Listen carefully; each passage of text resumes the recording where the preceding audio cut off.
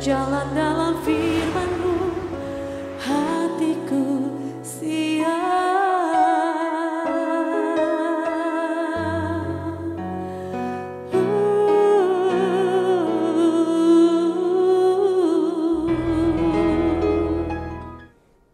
Salam God Lover yang dikasihi oleh Tuhan Yesus Kristus, senang berjumpa kembali dalam program Rest in God malam hari ini bersama Diaspora TV. Setelah melewati berbagai kesibukan sepanjang hari ini, mungkin ada situasi tertentu yang membuat jiwa Anda menjadi letih lesu dan berbeban berat. Jangan menyerah, sebab Tuhan mengundang kita semua untuk mengalami kelegaan di dalam hadirat-Nya.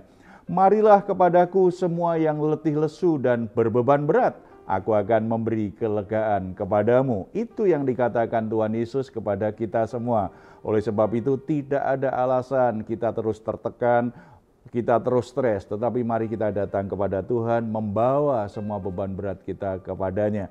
Mari kita bersatu dalam doa. Bapa di surga, kami ucap syukur atas anugerah-Mu yang sempurna dalam Yesus Kristus. Kami saat ini menghampiri tata kasih karunia-Mu, mohon belas kasihan, mohon pertolongan, kekuatan dan berkat-Mu. Engkau tahu apa yang sedang kami alami, yang membuat jiwa kami menjadi letih lesu, membuat kami sungguh-sungguh merasa berbeban berat saat ini. Kami membutuhkan kelegaan kepada-Mu. Kami sangat percaya bahwa Engkaulah satu-satunya yang bisa kami andalkan, yang tidak akan pernah meninggalkan kami. Tuhan akan memberi kami ketenangan untuk beristirahat. Tuhan memberi kami sukacita menjalani hari-hari kami. Tuhan akan memberikan damai sejahtera yang kami butuhkan, supaya waktu tidur kami malam hari ini bisa nyenyak, kami bisa beristirahat berkualitas. Tuhan, kami sangat percaya anugerah-Mu sempurna akan menyediakan semua hal yang kami butuhkan untuk menyelesaikan masalah-masalah yang sedang kami alami. Berkati kami semua dalam nama Tuhan Yesus. Amin.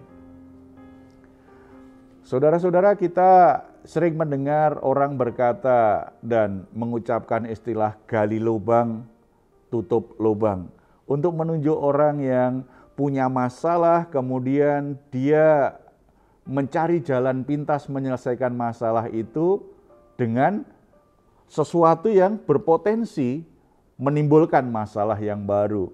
Misalnya orang yang punya hutang, untuk menyelesaikan hutangnya dia berhutang ke yang lain.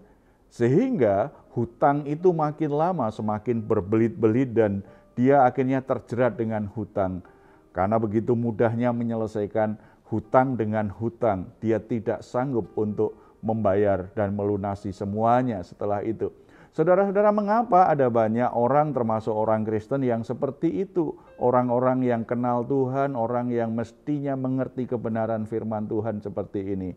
Biasanya karena beberapa hal. Yang pertama, karena tidak menyadari bahwa di dalam Yesus Kristus, setiap orang sudah diposisikan sebagai orang-orang yang lebih dari pemenang. Artinya, sudah ada di jalur kemenangan, bukan karena kesempurnaan, kehebatan, kepandaian, dan kekuatannya sendiri, tetapi karena penebusan Kristus sempurna, menempatkan setiap orang pada jalur kemenangan itu.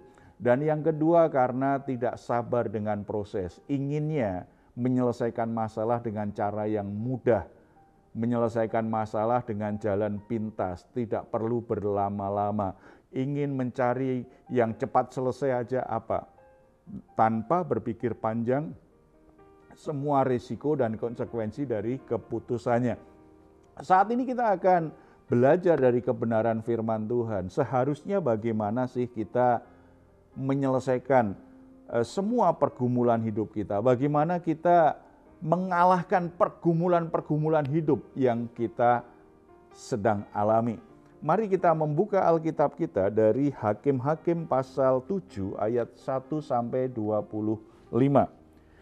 Kisah ini menolong kita, memberi kita gambaran bagaimana kita bisa mengalahkan pergumulan hidup yang sedang kita alami.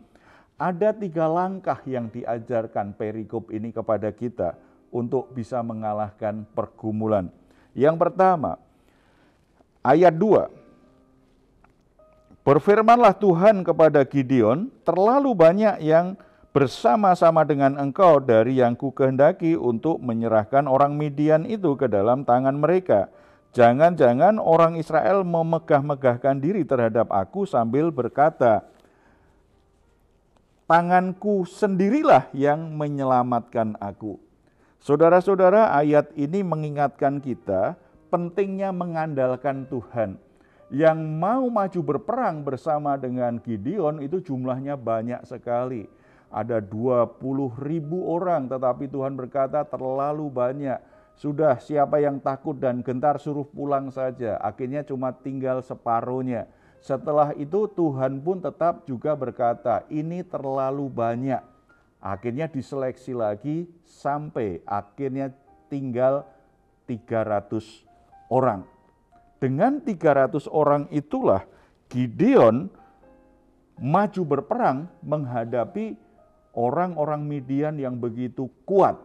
Saudara-saudara, ayat 2 tadi menjadi pengingat bagi kita semua. Yang Tuhan inginkan sebenarnya bukan soal jumlahnya, tetapi Tuhan ingin mengajar setiap masalah yang ada, pergumulan yang ada, itu menjadi kesempatan Tuhan untuk mengajar umatnya.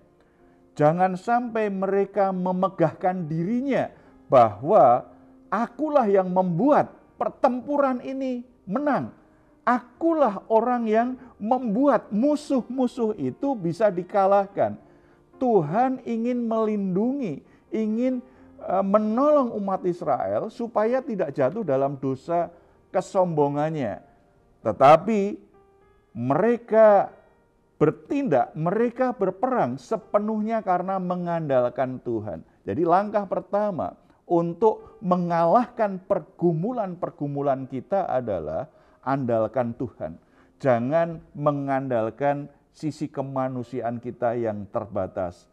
Tidak hanya akan gagal, tetapi itu menghindari kesombongan tumbuh di hati. Saudara-saudara, ketika kita mengandalkan Tuhan, maka kita akan selalu sadar kalau saya berhasil, kalau saya jadi hebat, kalau saya bisa lakukan sesuatu yang luar biasa, kalau saya bisa berbuat baik, saya bisa melayani, saya bisa menolong banyak orang akhirnya bertobat meninggalkan dosa-dosanya, saya bisa membantu banyak orang karena usaha saya maju sekali. Semuanya itu kalau kita sadari itu adalah kasih karunia Tuhan. Saya memperoleh ini sebagai anugerah Tuhan, membuat kita terjaga, hati kita terjaga dari tumbuhnya yang namanya kesombongan. Yang ada adalah ucapan syukur dan membuat kita berikutnya semakin mengandalkan Tuhan. Mengandalkan Tuhan langkah pertama mengalahkan pergumulan. Yang kedua, kita baca di ayat yang ke-16.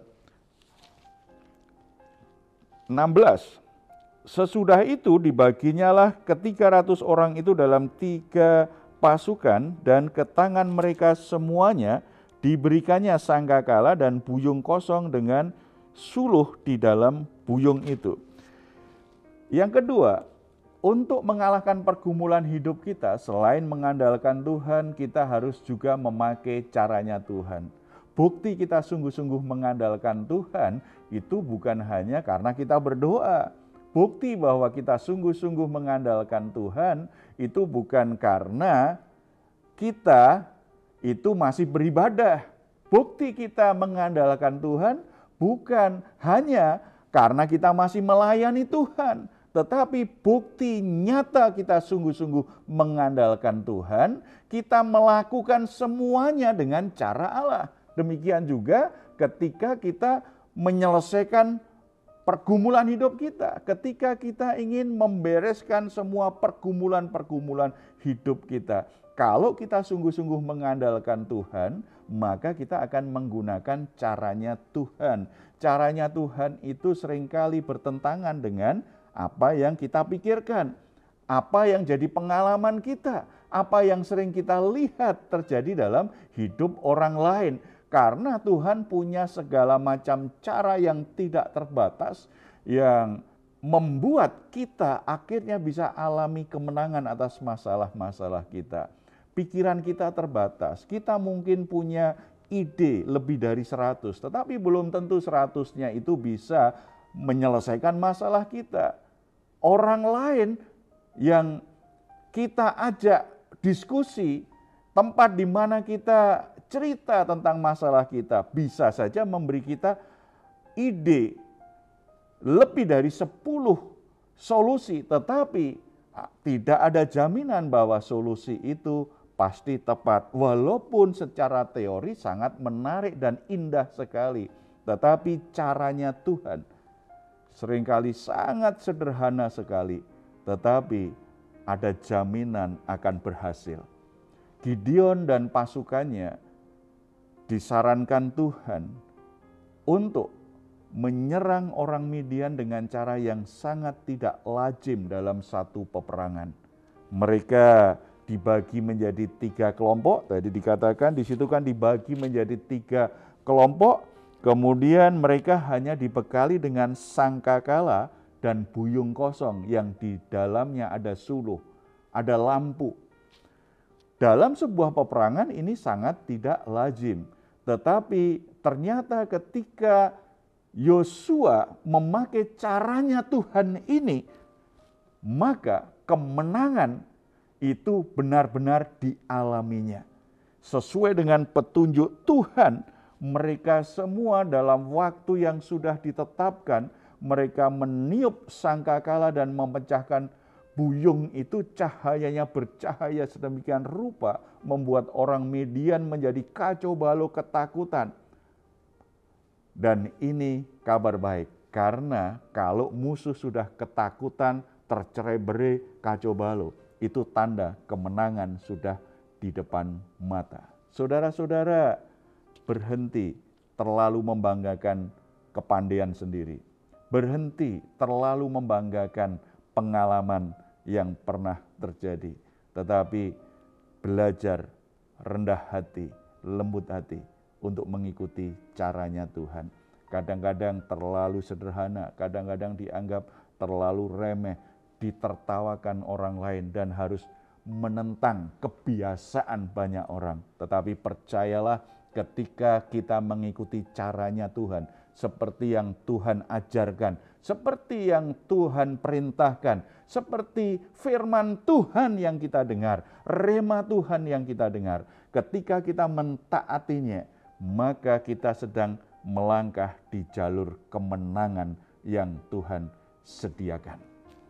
Terakhir, langkah ketiga, melibatkan orang lain, harus membiasakan diri untuk kerjasama, kerja secara tim.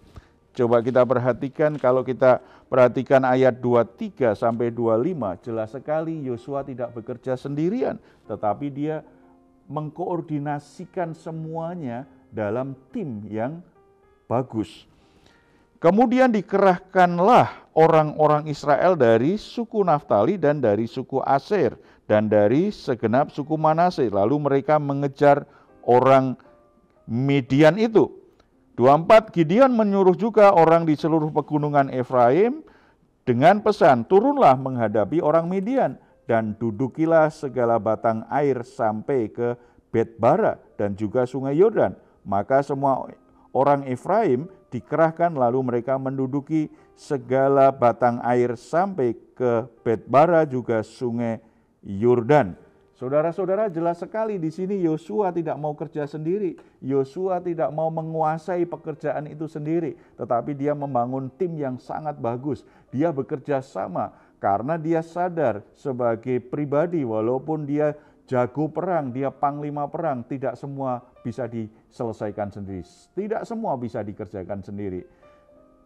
Langkah mengalahkan pergumulan hidup kita, belajar dari kisah ini, berarti kita mengerti. Yang pertama, kita harus mengandalkan Tuhan.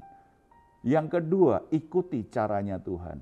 Dan yang ketiga, kita harus terbuka untuk bekerja bersama-sama dengan orang lain, melibatkan orang lain. Kita harus menyadari bahwa saya butuh orang lain sebagaimana orang lain butuh saya. Ketika tim kerja terbangun dengan baik, hubungan kerjasama terbangun dengan baik, banyak masalah bisa diselesaikan. Kita datang kepada Tuhan. Bapa di surga, kami datang kepadamu dengan penuh sukacita karena firman-Mu senantiasa mengungkapkan kebenaran luar biasa bagaimana mengalami kemenangan dalam hidup ini. Bagaimana kami bisa menyelesaikan masalah-masalah kami dengan cara yang tepat. Tuhan ampuni kami kalau selama ini kami terlalu sombong, terlalu bangga diri. Sepertinya kami sanggup mengatasi masalah-masalah kami, pergumulan kami dengan kemampuan sendiri. Tetapi ternyata begitu banyak masalah tidak bisa kami selesaikan. Ajar kami dengan kelembutan hati, kerendahan hati dalam segala perkara. Kami tetap mengandalkan Engkau, kami tetap mengikuti cara-caramu, dan kami juga belajar menerima orang lain, bekerja dengan orang lain, supaya setiap pergumulan yang kami hadapi itu bisa selesai dengan baik. Tuhan berkati anak-anak-Mu yang saat ini sedang mengikuti Raise and Guide. Tuhan tolong mereka.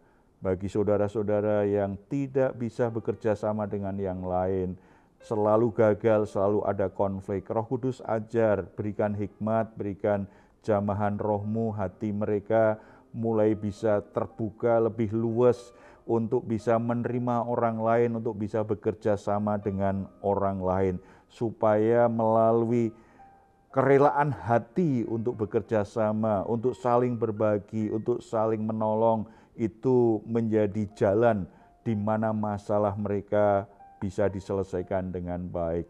Berikan hikmat, berikan pengertian kepada setiap saudara-saudara kami yang sedang dalam pergumulan saat ini, supaya mereka bisa mengerti jalan-jalan Tuhan, supaya mereka bisa menemukan pintu terbuka yang Tuhan sudah buka. Punya keberanian untuk menyelesaikannya karena mereka sungguh-sungguh mengandalkan Tuhan. Berkati kesehatannya, berkati rumah tangganya, berkati pekerjaannya, berkati kehidupan rohaninya. Nama Tuhan dipuji dan dimuliakan dalam kehidupan kami semua. Dalam nama Tuhan Yesus. Amin.